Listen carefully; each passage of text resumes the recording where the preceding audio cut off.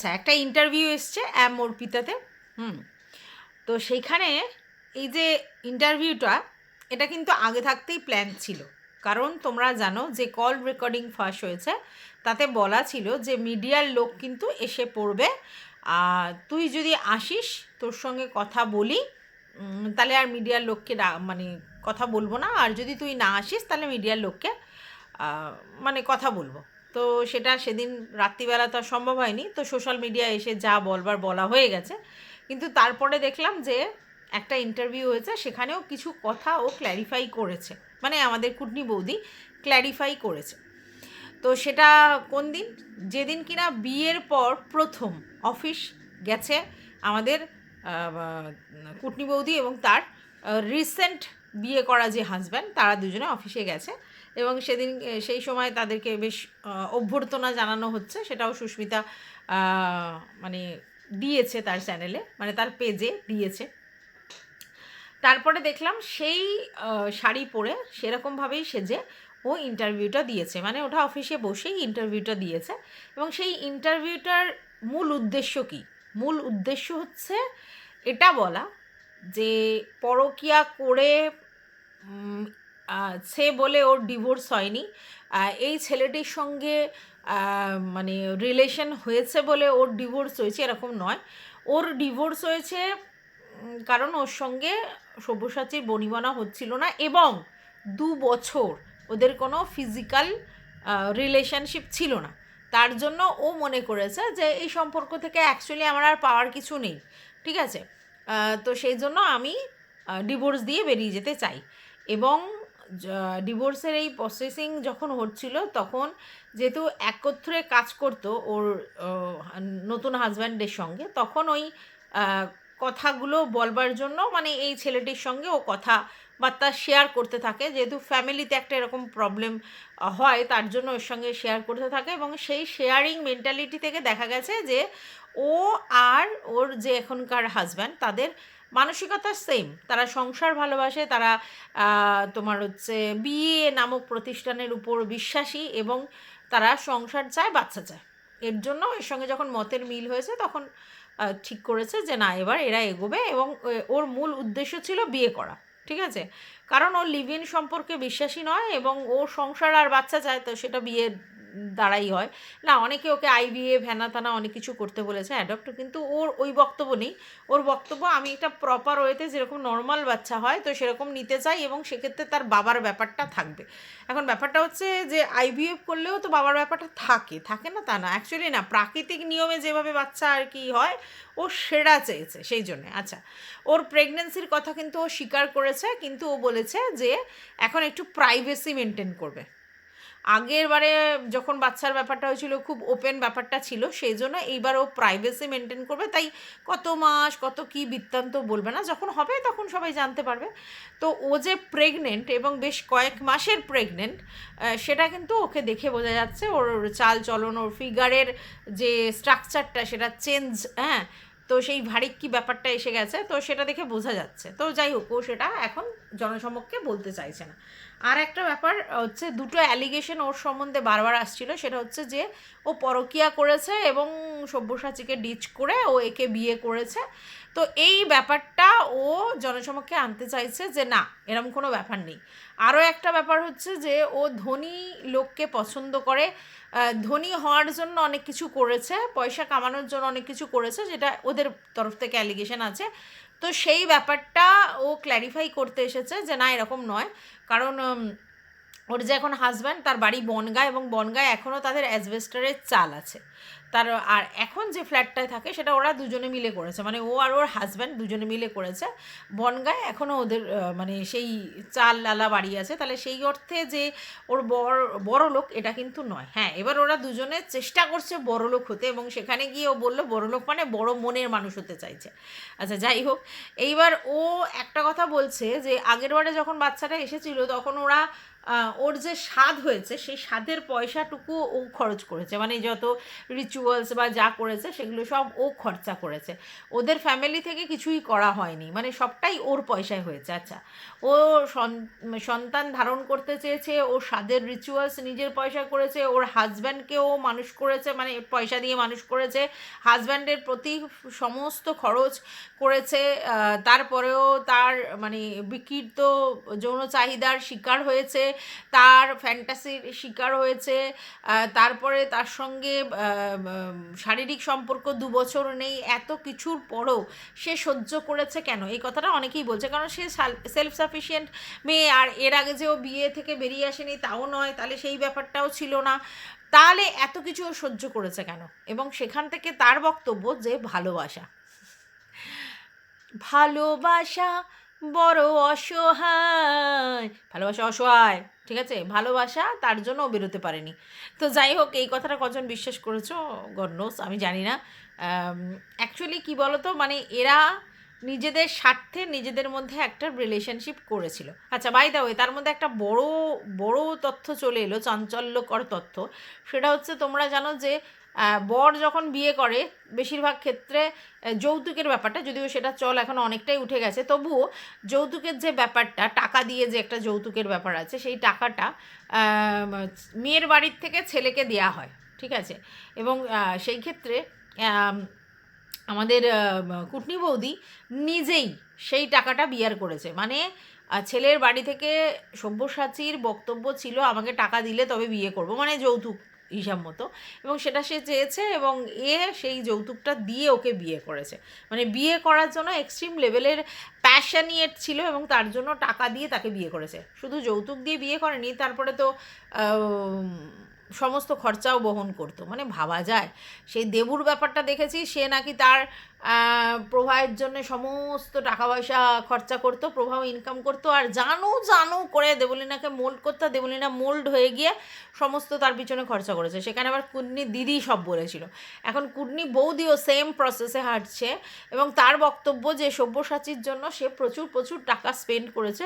সব্যসাচী যখন যেরকম ডিম্যান্ড করেছে জিনিসপত্রের দিয়েছে, সব্যসাচীকে যৌতুকের টাকা দিয়েছে, ফ্ল্যাট করেছে, ফ্ল্যাটের ইএমআই ও দিয়েছে, ডাউন পেমেন্ট ও করেছে, কিন্তু তার সঙ্গে বরের নামটাকে ইনক্লুড করেছে। এবং সবথেকে বড় কথা, যখন নাকি ঝগড়াঝাটি হয়েছে তখন নাকি ও ফ্ল্যাট থেকে বেরিয়ে এসেছে, ওর দাদাকে বের করে দেয়নি, ঠিক আছে, ও ভাড়া বাড়ি চলে এসেছে যখন মণিমানা হচ্ছিল না।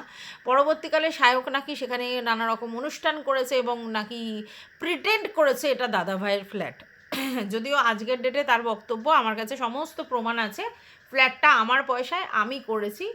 তো দেখো, সেটাকে ওরা বলছিল, তাই তখন আমি কথাটা বলেছি যে এটা আমার টাকায় আমার ফ্ল্যাট। এবার সবারই একটাই বক্তব্য যে এত কিছুর পর, এত পারভার্সন, এত কিছু অত্যাচার, এত মানসিক অত্যাচার, এত শারীরিক যন্ত্রণা দেওয়ার পরেও একটা মেয়ে শুধুমাত্র ভালোবাসার টানে একটা ছেলেকে সহ্য করে যায়। এবার তো সেখানে তার বক্তব্য যে হ্যাঁ, আমি সংসার চেয়েছিলাম, আমি তো সংসার চেয়েছিলাম, সংসার চেয়ে আমি সেখানেই থাকতে চেয়েছিলাম, কিন্তু 2 বছর যদি ফিজিক্যাল রিলেশনশিপ না থাকে তাহলে আমাদের স্বামী স্ত্রীর সম্পর্কটা সেই জায়গায় নেই। এবং আমার যে উদ্দেশ্য ছিল সংসার আর বাচ্চা, তো বাচ্চার ব্যাপারটা নেই, যদি শারীরিক সম্পর্ক না থাকে তাহলে বাচ্চা কী করে থাকবে? তা থাকবে না।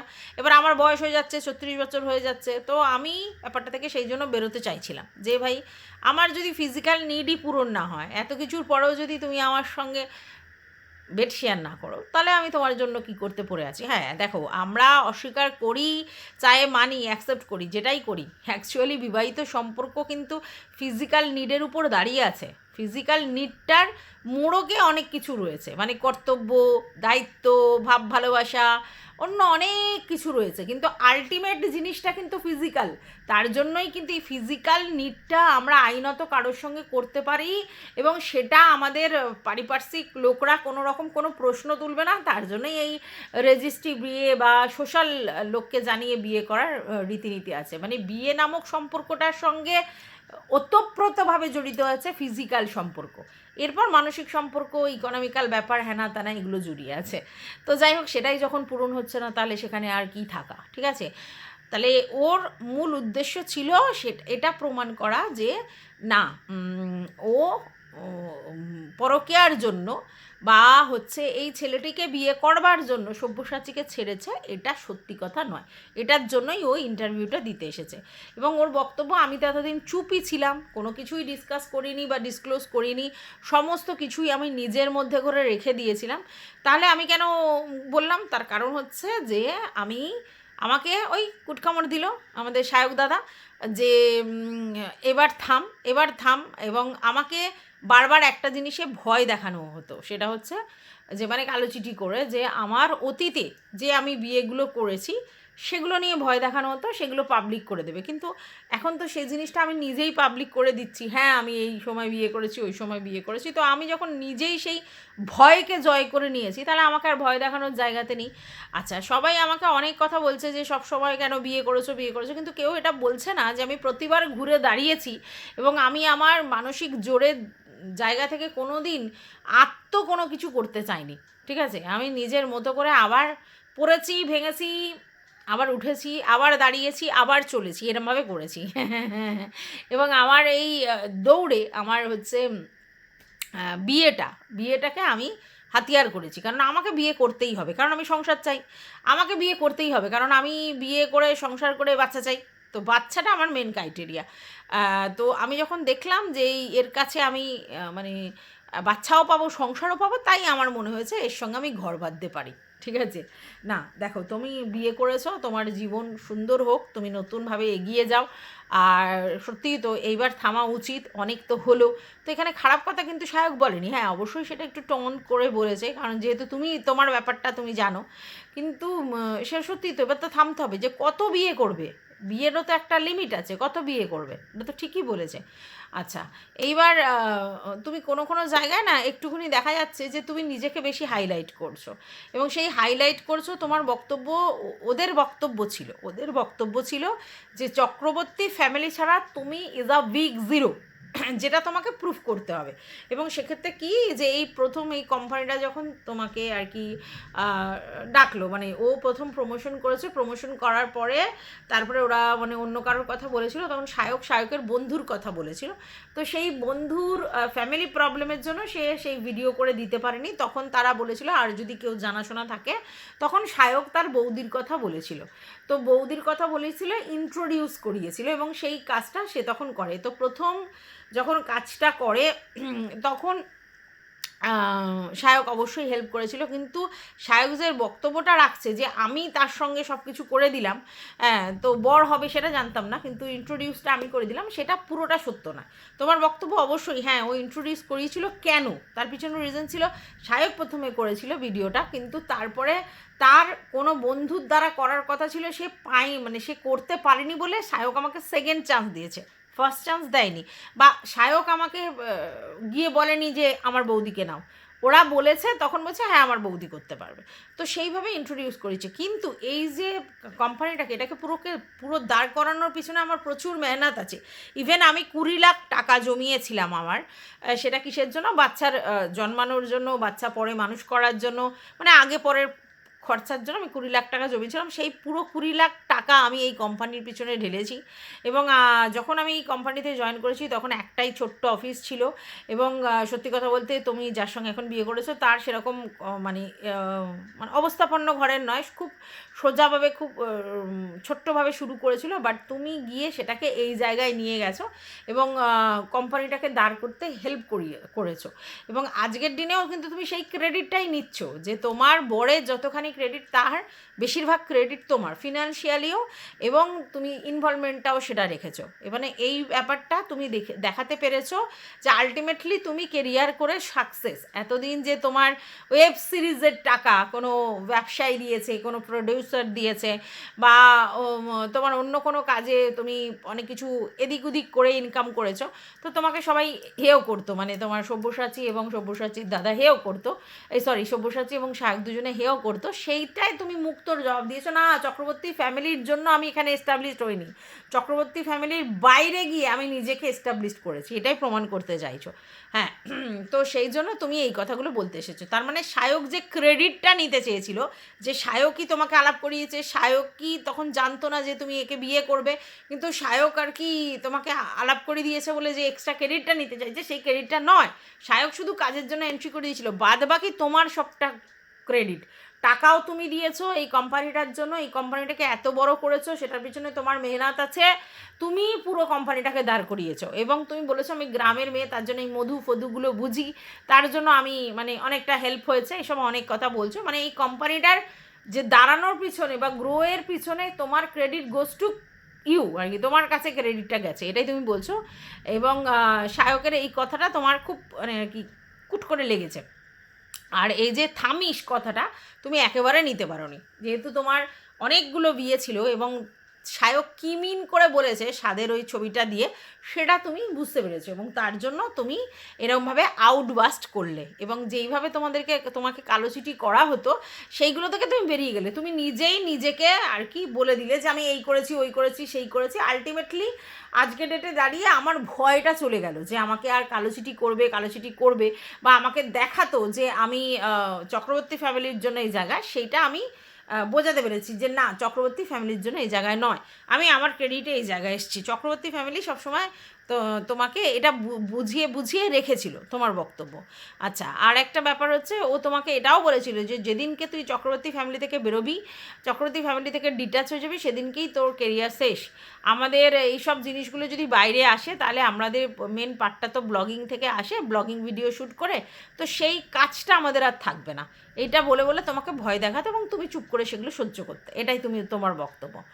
আর তোমার যে তোমাকে নিয়ে আরও যে স্বাদের ছবিটা দিয়ে এটা বলেছে, মানে ক্রিটিসাইজ করেছে, তো সেই জায়গায় তোমার বাচ্চা নর্মাল ডেলিভারি পর্যন্ত ওয়েট করার কথাটা নিয়ে যে তোমাকে ইনসাল্ট করেছে, তুমি তার জবাব দেওয়ার জন্য তাদের মানে কাচ্চা চিট্টি খুলে দিয়েছো, এটাই বলতে চেয়েছো। দেখো, তুমি কটা বিয়ে করবে, কাকে বিয়ে করবে, আইনত একটা বিয়ে ছেড়ে আর একটা বিয়ে করবে কি না, একেবারে তোমার নিজস্ব চয়েস।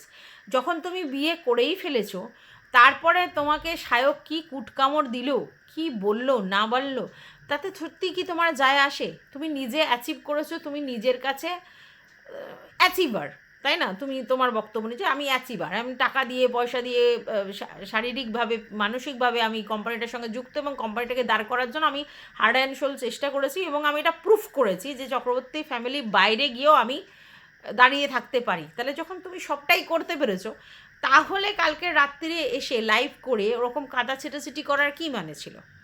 ঠিক আছে, আমি মানছি সায়ক এগুলো করে তোমাকে গুটখামড় দিয়েছে, কিন্তু তুমি যেভাবে নিজের ইমেজটাকে খর্ব করলে, এইভাবে এলে, তোমাকে কি সবাই ভালো চোখে দেখছে? না, তুমি 4টে বিয়ে করেছো কি 5টা বিয়ে করেছো বড় কথা নয়, বড় কথা হচ্ছে তুমি যে লুজ স্টকগুলো করেছো, বা একটা ছেলের এই ব্যাপারগুলো নিয়ে যেভাবে বলেছো, সেগুলোতে তোমাকে আর যাই হোক ভদ্র কালচারের তো বলা যায় না। না না, আমি এটা সায়ক বা সায়কের দাদার হয়ে কোনো সাফাই গাইতে আসিনি, তাদের চরিত্র আমার কাছে পুরো ওপেন, তারা কীরকম মানসিকতার সেটা তুমি প্রমাণ না দিলেও আমি বুঝতে পেরেছি।